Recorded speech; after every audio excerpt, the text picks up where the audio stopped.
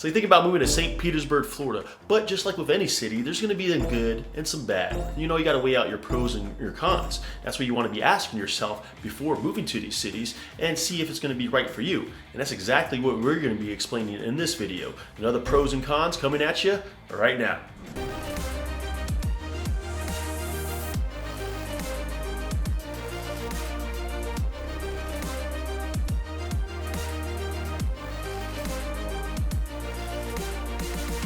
Welcome, and if you're new to me and new to my channel, I am Jonathan Ruiz. I'm a real estate agent, but also a content creator that shows you everything that has to do with Tampa, not just the real estate side, like where to go, where to eat, all the fun things to do. So if you like what you see, go ahead and subscribe below and tap that bell for notifications so you can stay up to date on all things Tampa. And if you find yourself wanting to move over here to the beautiful Tampa Bay area, please reach out to me or my partner James. We'll love to help you and your family make a smooth transition over to the Tampa Bay area.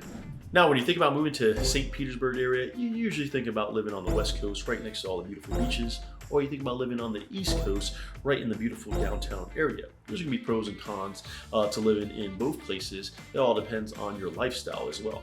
For instance, like say if you're living on the East Coast, right in the downtown area, and so you're trying to find a single family home, it's gonna be kind of hard to find because everything's already fully built out, and most places are gonna be condos. Now you can venture out a little bit more northeast, like the Snell Isles, but those places are gonna be, right in waterfront living.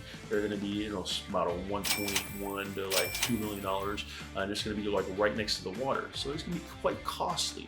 Now you can venture a little bit more north of there to Shore Acres, and then you'll find that these places, you could probably get a more bang for your buck out there. I've seen them right on a little canal, right in the bay, 3-bedroom, 2-bath, 1,500 square feet, totally remodeled of course, and it's like $500,000 to $750,000.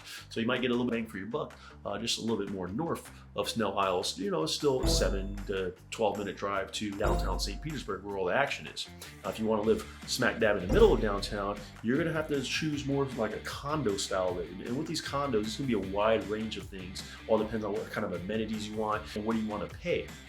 I've seen them as low as, like $400,000, $1,000 for an older condo, maybe $150 a month HOA fees, all the way up to, starting at $1 million in downtown for a 1-bedroom with like $1,800 to $2,000 a month HOA fees. So that has a wide range of prices there. All depends on what you want to spend and where you want to live. Living on the west coast of St. Petersburg, right next to the beaches, you're going to probably pay a little bit higher price tag, especially like if you're living like in a Treasure Island area or like the St. Pete Beach area, right just outside of St. Pete, right next to the beach. I'm living next to the beach. You're gonna right with the beach in the backyard. You will pay a little bit higher price tag. There are options though of like moving more inland, let's say Distant Heights in St. Petersburg, which is more like a gentrified area. A lot of these are going to be like tear downs and fully rebuilt, so you might find like a brand new construction. For instance, I was just in there showing a client a house in Distant Heights, and it was a brand new house. It was a tear down. It was right there in the middle of Distant Heights. It was a 4-bedroom, 3-bath, a brand new construction. They had all the bells and whistles on there, and it was around $800,000. So it all depends on where you want to live and how close you want to be to things. Living in the middle, you got your options of either getting to the beach or getting to the downtown area extremely fast, or you could have it in your backyard and just be able just to walk outside and enjoy the beach, or walk outside and just enjoy everything that beautiful downtown St. Petersburg has to offer. And it has plenty to offer. Matter of fact, I did a full vlog on St. Petersburg. I would actually put it right here, that way you can see all of what St. Petersburg has to offer. And some of the pros with St. Petersburg as well is going to be like it is extremely dog friendly. It's a really vibrant city with a ton of culture and a lot of things to do. For instance, like if you're like by the beaches area, there are going to be just different beaches that cater to different people, or this depends on what type of vibe you want. For instance, like if you're on Treasure Island Beach, you just want to hang out and relax and just enjoy each day. Not too many people around. Treasure Island is a spot for you, or more family oriented. And there's going to be a lot of cool things to do around there. For instance, like John's Pass, which is like a village just outside of Treasure Island, where you can rent boats and jet skis, and they have like these little pirate ships and like these little excursions you can go on, and then they got a ton of little boutiques and shops over there. So that's a cool thing to check out as well. If you're at Casa Grill Beach, right by the Don Cesar, Everybody calls it the famous Pink Hotel. That caters to, more just hanging out, relaxing, more orientated. And then if you're like on St. Pete Beach or right by Postcard Inn, PCI, that's going to cater to like all the party goers. We're going to have DJs in there. Everybody's going to be dancing, having a good time, relaxing on the beach. It's more of a party scene. So there's going to be like different beaches, for this caters to what type of vibe you want. Not to mention, St. Pete has the most phenomenal sunsets right there on the beach. I mean, it looks picturesque. You got the purples, the pinks, the blues. I mean, it is really a great sight to see. And if you want the sunrises, St. Pete got that too. It's awesome. Like literally 30 minutes away from the beach is going to be like the St. Pete Pier. And then that's where you get your sunrises, awesome sunrises. And there's a ton of things to do on the St. Pete Pier. They got the fishing spot.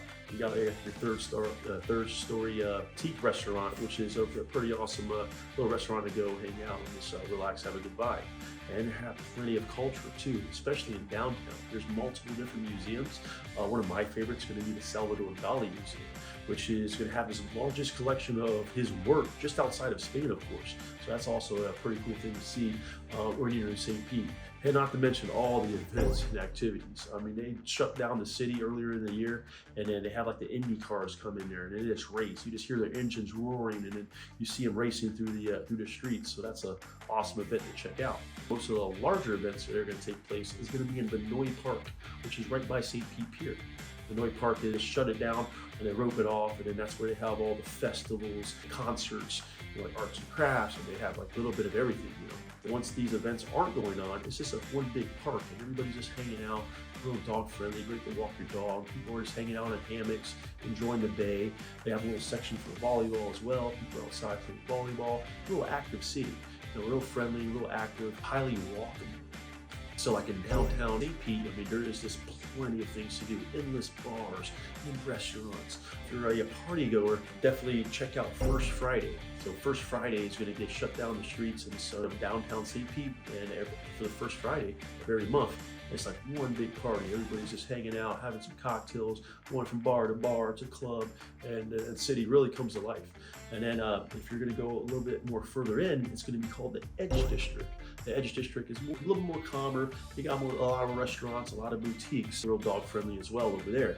And then you go down a little bit further, you're going to enter like Grand Central District, which they have like a lot of breweries and like more boutiques and restaurants. The one thing about St. Pete is you're never going to run out of a place to eat. I mean, you can literally get something new to eat every single day because there's so many mom and pops restaurants and so many great cuisines to check out, things to do. People are really welcoming there. So I mean, that is a lot of pros about living in St. Petersburg.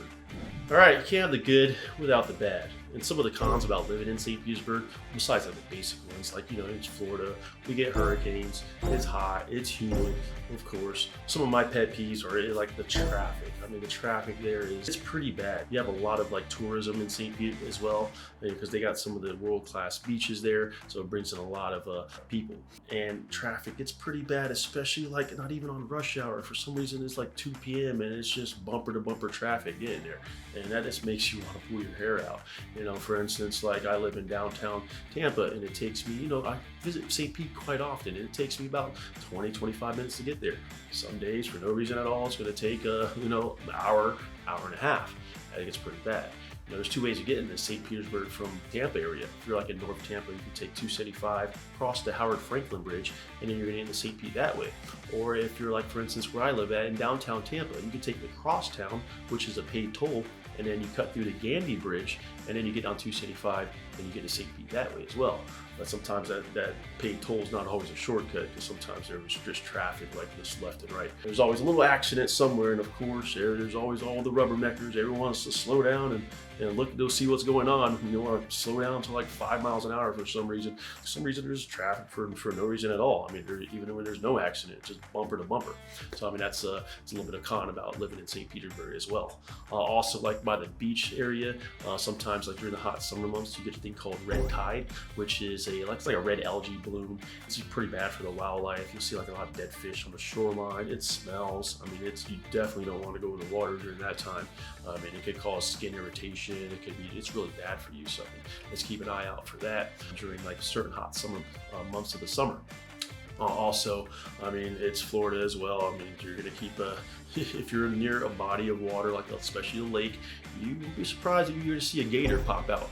So it might be a gator floating around, or it might just be hanging out right on the edge of the water. So I mean, that's something to be wary of. It's Florida, there's gonna be gators. Just keep an eye out for that as well. So that is also a little bit of the cons about living in St. Petersburg. Also, another con about living in St. Petersburg is there's a lot of flood zones. I mean, the sewage system is pretty bad out there. You know, it's really, really old. So, I mean, it's pretty bad to pump out all that water. It does get flooded quite often when there's heavy rain. Good thing about it is, I mean, they just recently spent $300 million on the sewage system. So, I mean, that actually helped out quite a bit, but they still get a lot of flooding. So, I mean, yes, it is improved, but I mean, you still get a lot of floods during heavy rains or when the hurricanes come in. You're going to get a lot of floods in St. Pete. And there you have it, the good, the bad, the pros, the cons of living in St. Petersburg. I mean, to me, I love St. Petersburg. St. Petersburg is awesome, great people, it's great vibes always, and it's just all around a good time. To me, definitely the pros are going to outweigh the cons of living in St. Petersburg. You know, if you find yourself wanting to move to St. Petersburg, I highly recommend it. Please reach out to me or my partner James. All of our information is going to be in the description below. Just, give us a call, shoot us a text, or send us an email. We'll love to help you and your family make that smooth transition over to St. Petersburg. And until next time, I hope to catch you guys on the next video.